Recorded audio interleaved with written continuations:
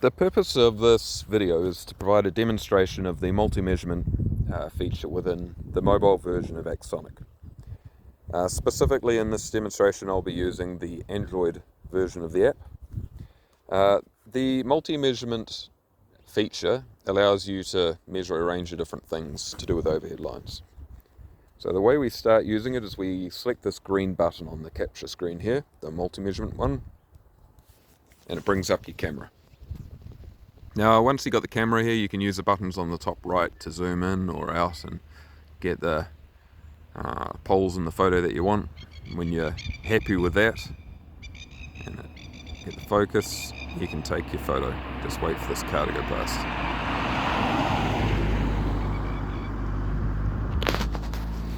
So when we've grabbed that photo, it takes us through to this analysis screen.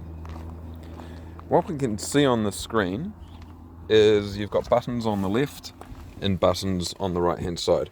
The button that's out from the side on the left is your structure one, and you can see the one on the right hand side is out as well, a plus, and that means that we can go ahead and identify a structure in here. What we want to do is we want to select the base of the pole,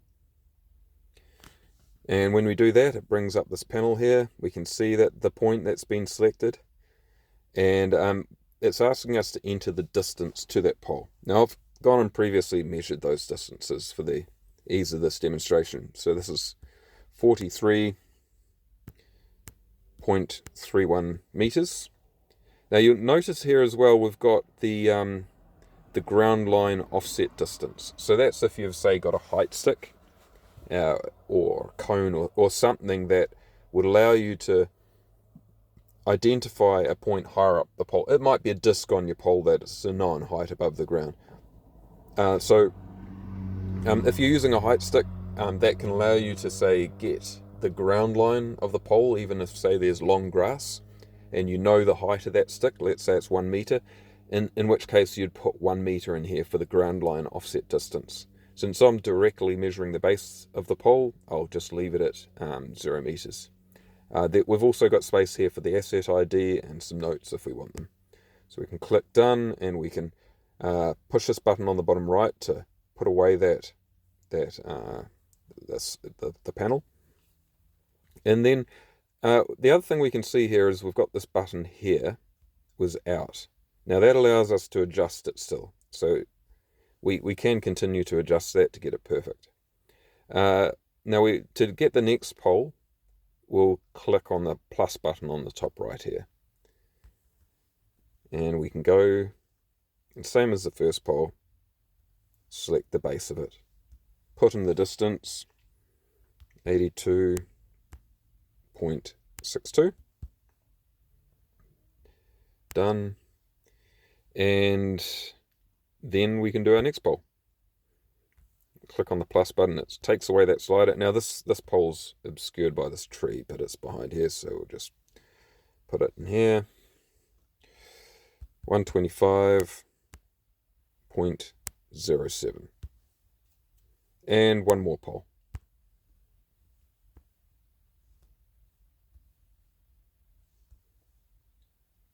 $167.86.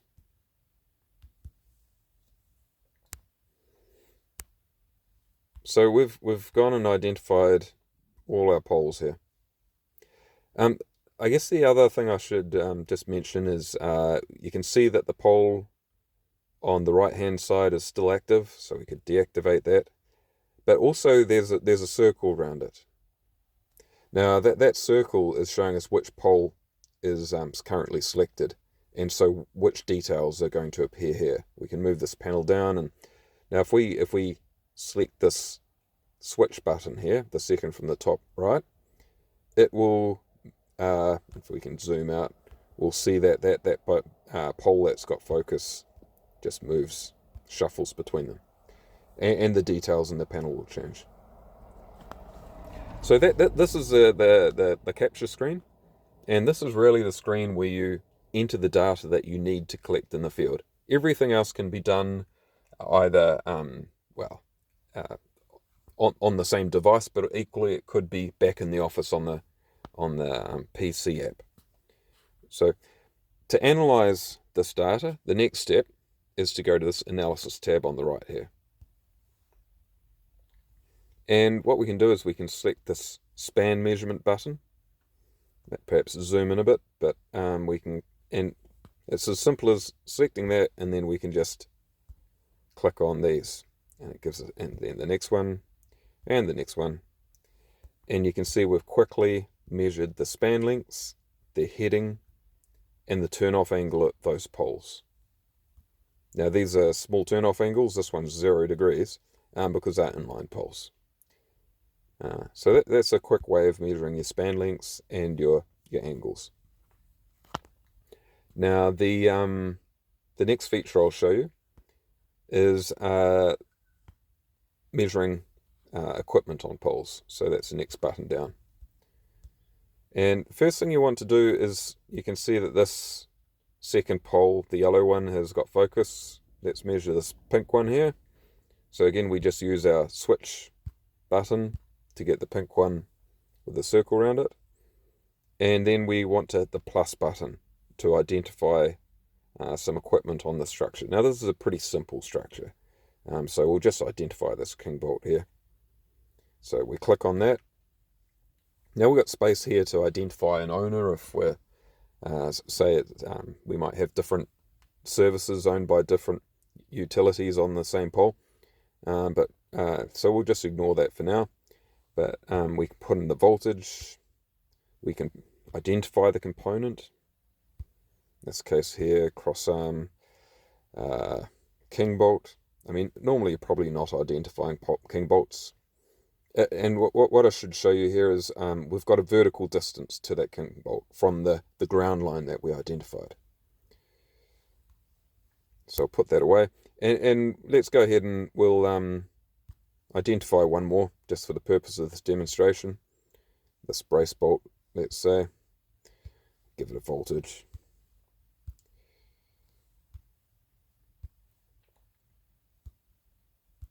Brace bolt.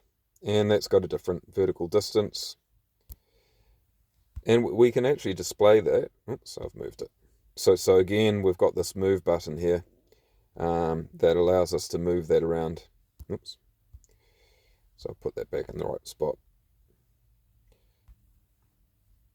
And if I select this, you'll see it displays the height of those, and it shows the ground line. So you can imagine you can build up transformers, different circuits, and what have you, and quickly have an inventory of the height of different things on your structure. So that's the structure measurement feature, and we can go between the different measurements. We've got a few different controls here. Again, we can use that switch, so we can go and do the same thing on this other pole, or all these other poles. Yeah. For the final feature, we've got our conductor tension measurement. So if we select the bottom button, and it asks us here to select which span we want to measure the tension in. So we'll just do this closest one. So we've got the button on the right hand side showing the circle with the 3 dots, and one of them is red. So that's telling us to identify the first point on our catenary. We need to identify 3 points on each catenary. So if we zoom in here, and we can identify a point on that wire, we can go a bit closer. And then once we've done that, we select this advanced button. And you can see that there's a green dot and a red dot now. So we've done our first one. So we can do one closer to the middle of the pole. And then advance again to do the third one.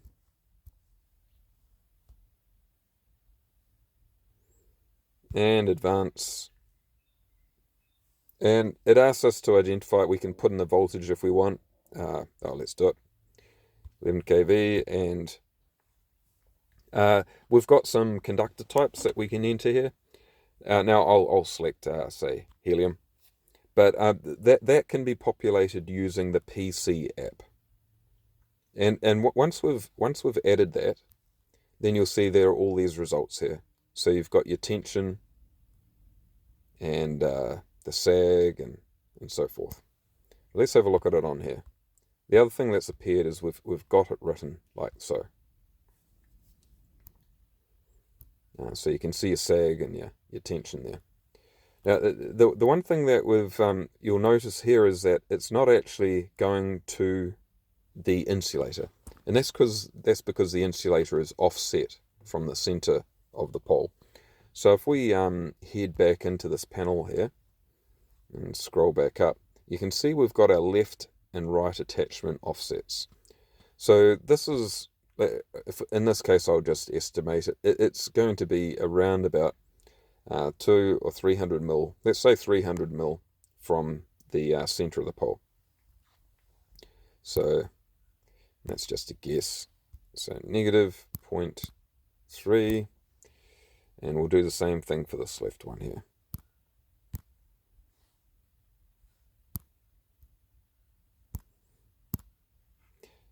And that gets us closer, and perhaps 250 mil would be slightly more accurate, but that essentially, that's going to give us the most accurate measurement for the it won't make too much difference, but for the sag and the tension. And so to get other tensions, we just continue the process. So we can do one more. So just clicking on this plus button to add another conductor, and it asks us to select a span again. We head back in here and we do our first point, advance,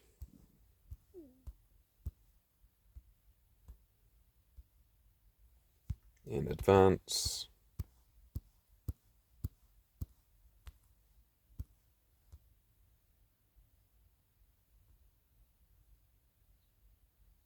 and advance. And now it's going to assume here that we're looking at the same circuit. So we could we could go into here and we could create a new circuit if, say, it was a second circuit on the same structure, or somehow it's a different circuit. But in this case, it is the same circuit, so we'll keep that.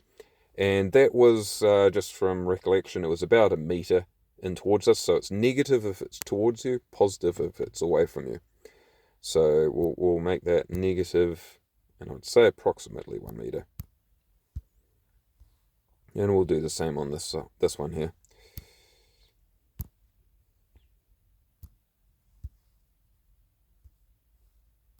Done. Maybe it wasn't quite enough, but that sort of provides a demonstration of how to do your tensions. Now the final part that I'll show is just the location tab in the middle here. Now this when you use Axonic, it's going to automatically pick up your GPS position. The compass is not quite as accurate on these devices. They can be a bit out, and you can see it is the case here. So we can just rotate that until you're meeting the poles in your image, and so that you've got there the lats and longs of all your different. You'll be able to get your lats and longs of all the different structures. And also I suppose the other part to that is when you go back into your headings, into your spans here, that will correct those headings that are displayed there.